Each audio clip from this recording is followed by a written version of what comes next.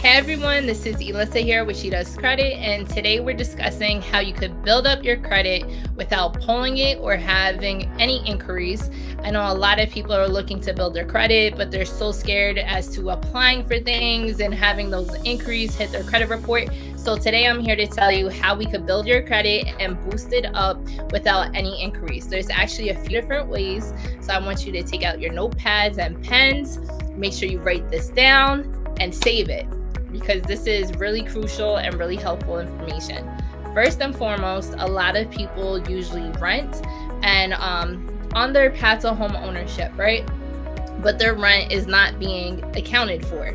So actually, I have a program that could go as far back as 2 years and report that positive rental history onto your credit report.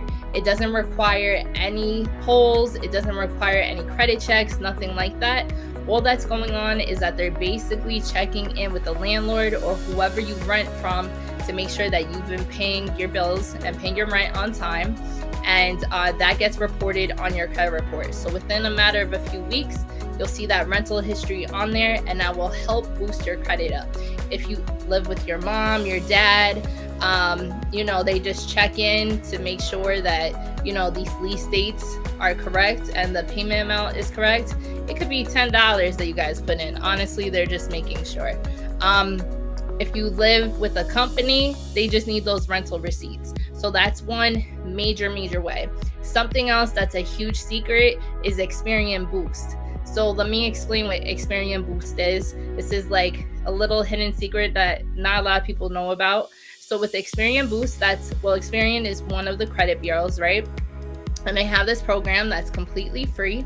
And they're just basically scanning your bank account to make sure and see what bills that you're paying within a 3-month consecutive time span or more to be added as a positive trade line or something positive on your credit report.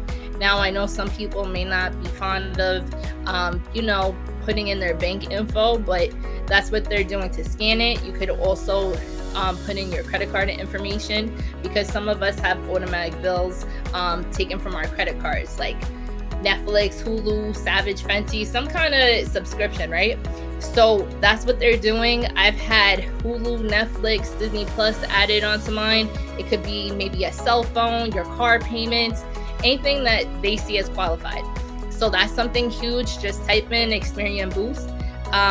That's something that could be added to make positive history on your credit report. Something else that's really big is being added as an authorized user on someone's trade line. Okay, so there are trade lines for sale, and I want you guys to know that when you hop on someone's trade line, they're taking a risk basically, and in good faith. You're not going to do anything crazy, like you're not going to take their credit cards and run it up, or just not pay the bills or whatever. So I suggest going with a loved one that makes their payments on time, and someone that you guys have a trusting relationship, right? But other than that, there are trade lines for sale. So basically what happens is that once you're on that person's trade line, you get all of their history. And just make sure it reports all 3 bureaus. This is something that could be used anywhere, like a Visa, a MasterCard, or Discover, American Express. Not so much the store credit cards, but something you could use anywhere, whether you're getting gas, groceries, going shopping, paying for a plane ticket, whatever. Just something that you could use anywhere.